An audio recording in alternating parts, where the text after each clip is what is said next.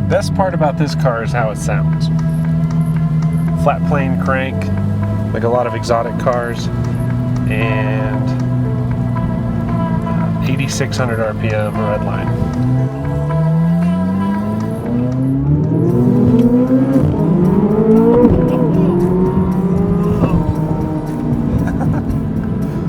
Sorry, I'll give you some warning next time. That'll wake you up.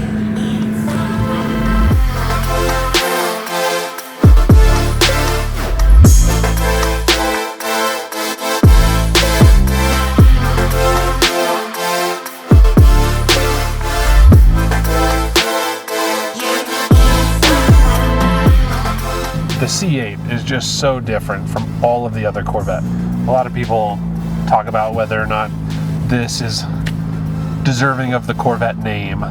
From generation to generation of Corvette, for the first 7 of them, you could see progress, but you also could see heritage. And then the C8 was released, and it's mid-engine and very sleek looking, and you know, it looks a lot more like a European kind of exotic car. So your Ferraris, Lamborghinis, it's looking a lot more like that. There's a lot of like Corvette purists that aren't as excited about the mid-engine Corvettes. Me personally, not a Corvette purist. I just want a cool car. This is a cool car. This is a very cool car. Like this and a GT500, these are the coolest cars that you can have right now. Without spending, you know, north of $300,000 probably. I'm a Ford guy for a really long time, just mostly because of how I was raised. Like my dad, we had some Chevys along the way, but for the most part, Fords. But anyway, all the Chevy guys have always kind of poked at the Ford guys saying, well, you have to have 4 cams to make this much power, and we can make that much power, or we can be faster, or we can beat you, or whatever it is, and we only need 1 camshaft. So it's kind of been a point of contention for the last couple of decades. And now Chevy comes out with their latest and greatest V8 engine, naturally aspirated, and lo and behold, 4 camshafts. So the Ford guys had a good time with that.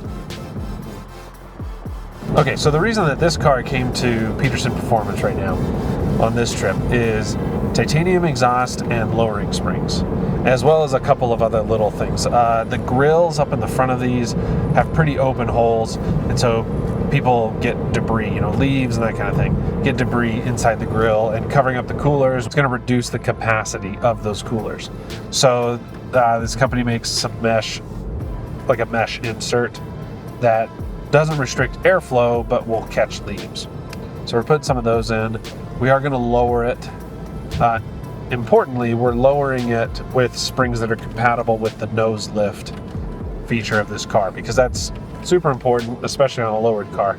You want to be able to raise the nose up so you can get through driveways and that kind of thing without scratching the front bumper on the ground. And the exhaust that we're putting on is Valvetronics exhaust. We're a dealer for Valvetronics. They make really, really awesome stuff.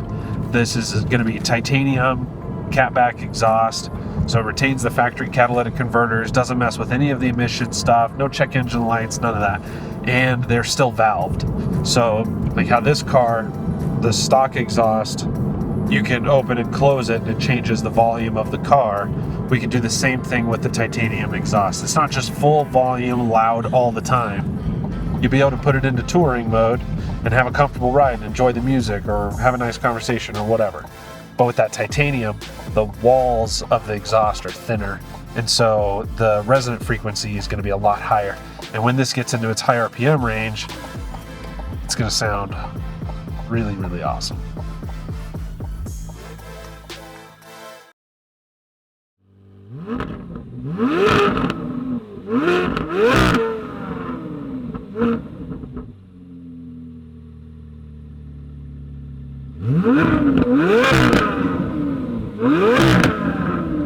Indeed. So how long did you have the vehicle in the shop for?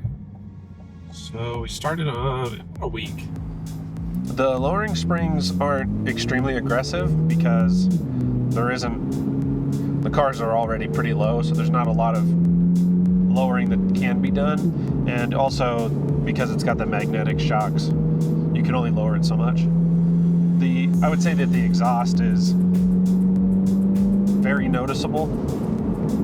The thing about the lowering springs is that these cars are already pretty low, and so when you see it out and about, unless it's next to a stock height Z06, you might not notice.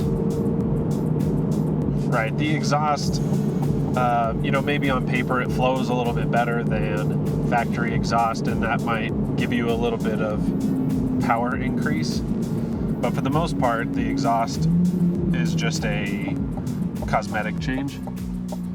The lowering springs, I mean, even lowering a car half of an inch is pretty noticeable in the turns. This car still has pretty low miles, so we're definitely not taking it out on the track or trying to get max cornering performance on road tests. But, I mean, they handle really well to begin with. And, lowering it just makes it that much better. And probably makes the nose lift even more important.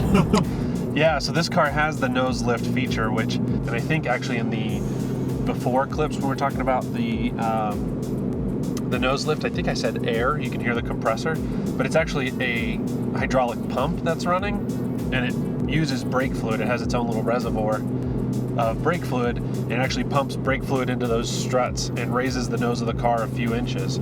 A lot of times, if you're going to lower the car, thinking about the nose splitter, thinking about how low it is to the ground already at stock height, and then you're thinking, oh, I want to lower it, it's going to bump on everything, drag on everything.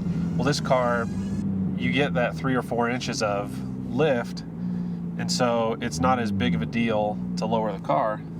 Just what are your feelings about the car overall? I think that I really like flat plane cranks, because I'd like the Voodoo engine that's in the GT350. In my head, I've got 8,600 RPM to work with, but with this car, when you step on the gas, it's time to shift very quickly. The balance on these cars is really awesome as far as making a lane change kind of quickly. Let's say you're avoiding something in the road. The car is extremely responsive to driver input. Even making 670 horsepower on the stock Michelin tires, normally I would have expected to have some issue braking traction, like making a turn, turning it onto a road and then going full throttle.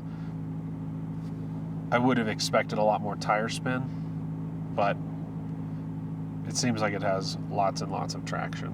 And a lot of that probably has to do with just the way that the weight is distributed and having the engine closer to right over the back tires. It gives you a lot more weight over the back tires, which then gives you a lot of traction. I don't think there was ever a time where my position was, oh, I don't think I would ever buy a Z06. So it's not really changed my mind in that way.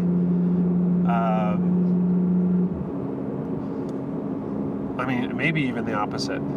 After driving this around and then having driven the supercharged base models, it's a lot cheaper to buy a base model Corvette and to pro charge it than it is to buy the Z06, and you make around, kind of comparable power, like upper 600s. And, a base Corvette plus $20,000 and you're pro charged. The Z06 is going to still be a lot more than $20,000 over the price of a base Corvette. I really, really like how the engine sounds. I think that, high RPM, flat plane crank, V8, it's just not something that has been used in American sports cars until the GT350s and now the Z06. The only two that I can think of the top of my head. What I would say about the exhaust is maybe there's not a lot of purpose, it doesn't give you a lot of power, but it sounds much better, and now this customer is gonna just enjoy his car that much more every time that he drives it. So it's not necessarily it's hard to quantify. It's hard to put an exact amount on what that's worth to a person. But if you have a car like this, spending this kind of money on exhaust is appropriate, I think.